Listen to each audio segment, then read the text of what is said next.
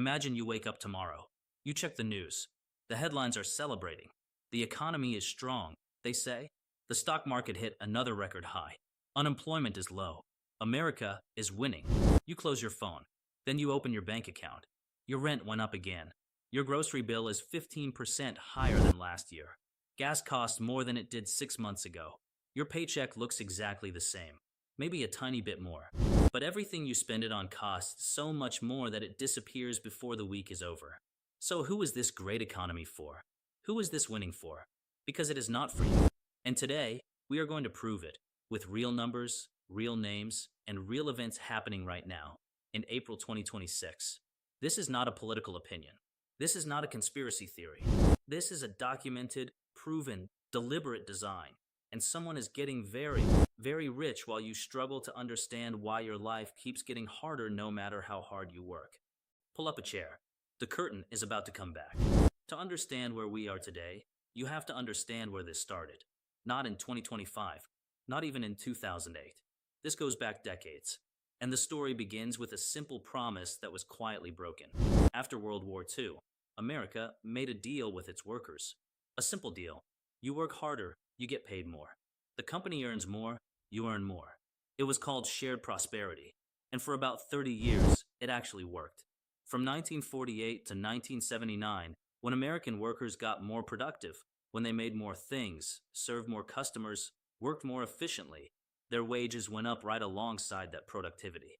You could raise a family on one income. You could buy a house. You could send your kids to college. The dream was real. Then, around 1979, something changed. And this is not an opinion. This is a graph from the Economic Policy Institute, built directly from Bureau of Labor Statistics data. After 1979, worker productivity kept climbing. Americans kept making more per hour than ever before in history. But wages, real wages that you can actually spend, flatlined, stopped, went nowhere. For 4 decades, productivity grew 3.5 times faster than pay for the typical worker. Think about that. 3.5 times. All that extra value being created, all that extra wealth being produced, it went somewhere. It just did not go to the worker. Where did it go? It went to shareholders, to executives, to the people at the very top of the economic pyramid. And it got there through specific policy choices made by specific people for specific reasons. Union membership was crushed from 20% of private workers in the 1980s to just 6% today. The minimum wage stopped keeping up with inflation. Corporate taxes were slashed. Stock buybacks, where companies used their profits to push their own share price higher instead of paying workers, were made legal. These were not accidents of history. These were decisions, made by powerful people, maintained by their money. Now we are in April 2026, and the economy that was already broken for most Americans has just been hit by 2 enormous shocks at the same time. Together, they are doing something terrifying to your wallet and filling someone else's account. The first shock is a war. On February 28th, 2026, the United States and Israel launched military strikes on Iran in an operation called Epic Fury. The supreme leader of Iran was killed. Iran retaliated with missiles and drones hitting U.S. bases across the Middle East. The Strait of Hormuz, the narrow waterway through which roughly 25% of the world's oil passes every single day, became a war zone. The economic impact of this war has been described as the world's largest supply disruption since the 1970s energy crisis, including surges in oil and gas prices, wide disruptions in aviation and tourism, and volatility in financial markets. What does that mean for your daily life? It means gas prices spiked by 26% almost immediately. Goldman Sachs estimated that the Iran war is costing the United States economy 10,000 jobs per month, a net figure, after accounting for any limited gains the energy sector managed to produce. Economists who had forecast solid growth of 2.5% for 2026 were forced to tear up their projections and start over. Georgetown University professor Robert Rogowski stated bluntly that lower-income people, in particular, will pay the price for this inflationary burst. Not the wealthy, not the investors. The people already barely making it. They are the ones who will feel this war in their wallets, at the gas pump, at the grocery store. Every single week it continues. The second shock was already in motion before the first bomb fell. Tariffs. Massive import taxes placed on nearly everything America buys from other countries. 1 year ago, President Trump called it Liberation Day, the day he announced sweeping tariffs that he promised would bring factories back, lower prices, and shrink the trade deficit. A year later, none of that happened. U.S. factories lost 89,000 jobs in the last year. Inflation is higher, not lower, and the trade deficit actually widened in 2025, but the tariffs stayed. And when you stack war-driven oil prices on top of tariff-driven price increases, the result is a cost of living crisis that hits hardest at the bottom, exactly where most Americans already are. The average American household now faces a cost increase of approximately $2,400 every year just from tariffs. For many lower-income households, these fees can be crushing. They are much easier for wealthier classes to absorb. $2,400. Gone. Before the war. Before the gas spike. Before the grocery bill increase. Before the rent hike. Just from tariffs alone. Now here is the question that nobody on the evening news wants to ask.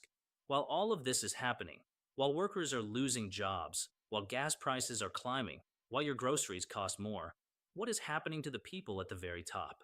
In the third quarter of 2025, the top 1% of U.S. households owned 31.7% of all U.S. wealth, the highest share on record since the Federal Reserve began tracking household wealth in 1989.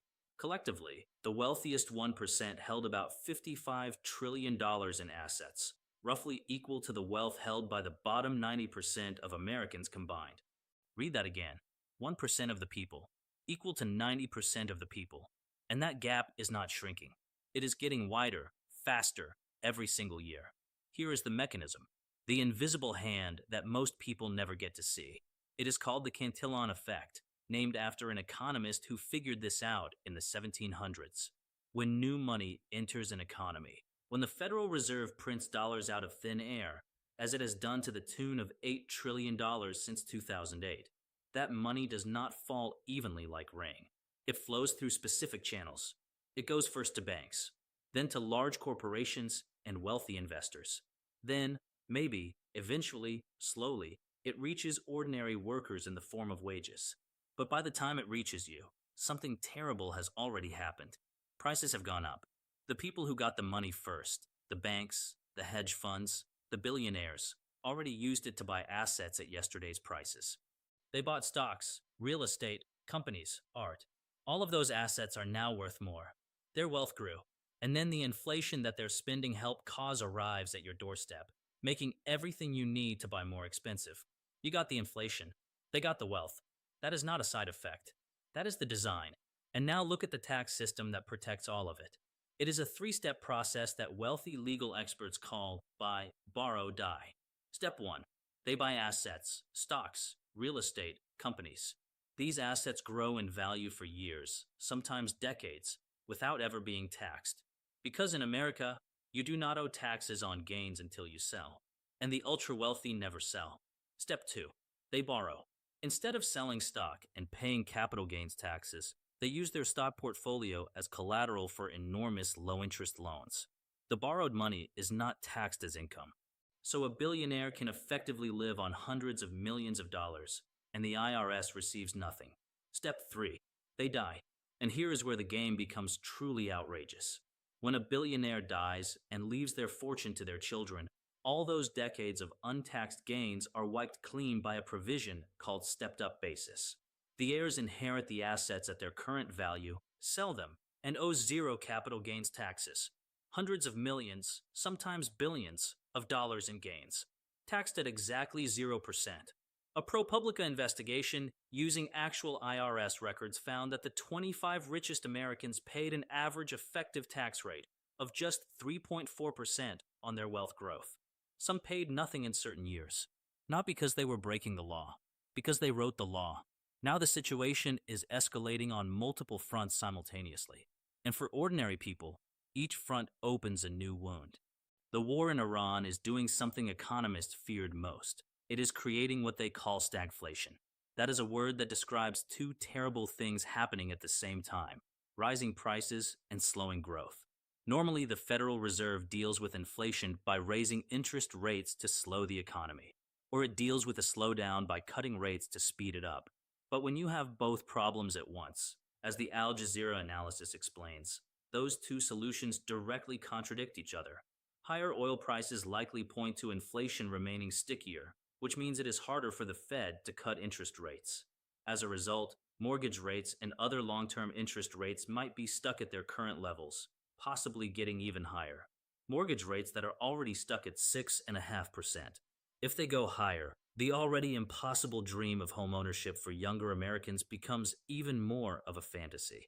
And the millions of Americans who are already house poor, locked in low-rate mortgages they cannot leave, find themselves even more trapped, unable to move for better jobs, unable to help aging parents, unable to live their lives with any freedom. The conflict is also likely to have a large impact on industries that rely on aluminum imports. Around 9% of global aluminum production occurs in the Gulf, and aluminum prices have already hit a 4-year high, raising input costs for transportation, construction, and packaging. Aluminum is in your soda cans. It is in the cars you buy.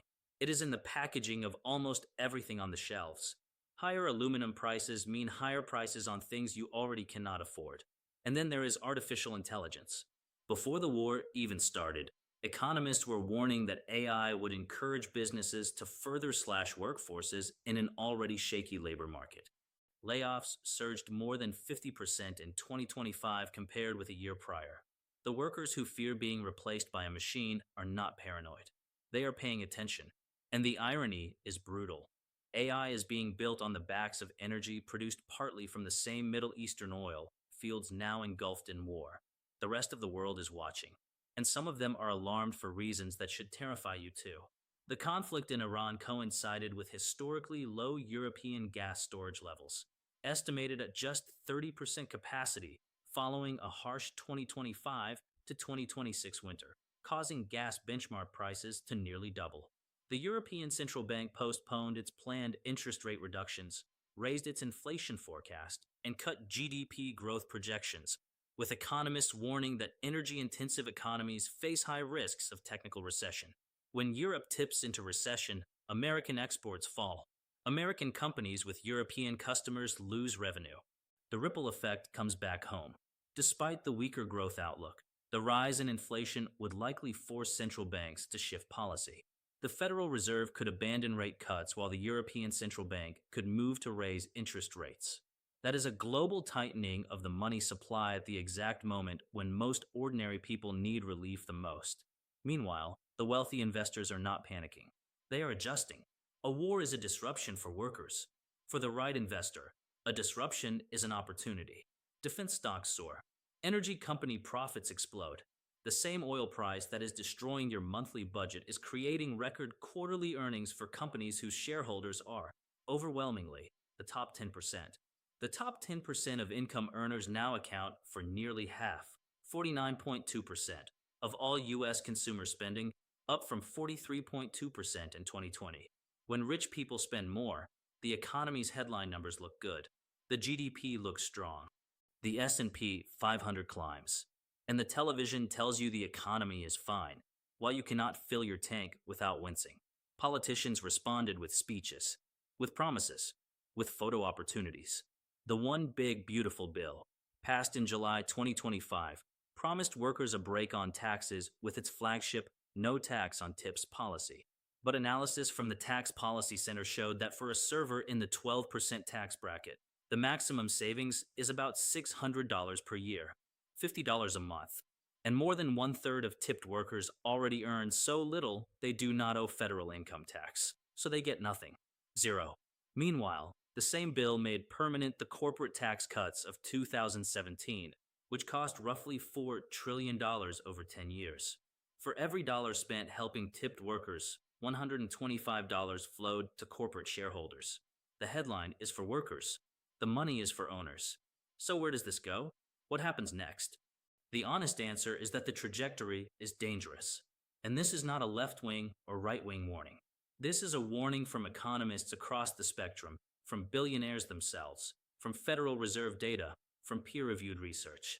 Ray Dalio, The billionaire founder of Bridgewater Associates said the widening wealth gap in the US and other rich nations was causing populism to rise and risked creating what he called irreconcilable differences in society that democratic order would not be equipped to handle. A landmark study published in the Proceedings of the National Academy of Sciences found that economic inequality is one of the strongest predictors of democratic erosion. The more unequal a democracy becomes, the more likely it is to produce what researchers call power aggrandizing and norm shredding leaders. Even old democracies with long histories are not immune if inequality is high enough. America's Gini coefficient, the standard measure of income inequality, now stands at a 60-year high, higher than virtually every other developed nation. We are at levels not seen since the Gilded Age. The life expectancy gap is widening. Research published in major medical journals found that the richest 1% of American men now live 14 and a half years longer than the poorest 1%. For women, it is 10 years. Being poor in America does not just cost you money, it costs you years of your life. And from 2001 to 2014, while the richest Americans gained about 3 additional years of life expectancy, the poorest Americans saw no improvement at all. The statistics are clear. 2025 and 2026 represent a pivotal moment in the history of wealth inequality. The acceleration of billionaire wealth accumulation, combined with stagnant poverty reduction and declining social mobility, creates conditions ripe for social upheaval. For the average person, the near-term future looks like this. Gas prices remain elevated as long as the Iran conflict continues. Grocery prices stay high because shipping costs, aluminum costs, and fertilizer costs are all up. Mortgage rates stay sticky because the Fed cannot cut with inflation running hot.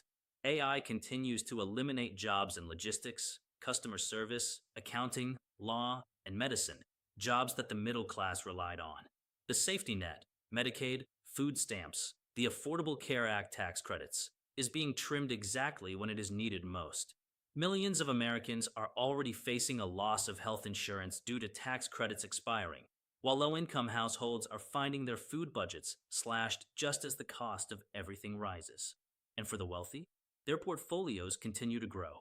Their tax attorneys continue to find ways around capital gains. Their lobbyists continue to shape legislation. Their algorithms continue to raise rents. Their AI investments continue to generate returns. In a war economy, they buy defense stocks. In an inflation economy, they buy commodity companies. In every economy, they find a way to win because they did not just play the game. They built the board. Here is something that makes this story even bigger. The number of American billionaires rose from 835 in 2024 to 924 in 2025. The United States is now home to nearly a third of the global billionaire population. America does not just have more inequality than most developed nations.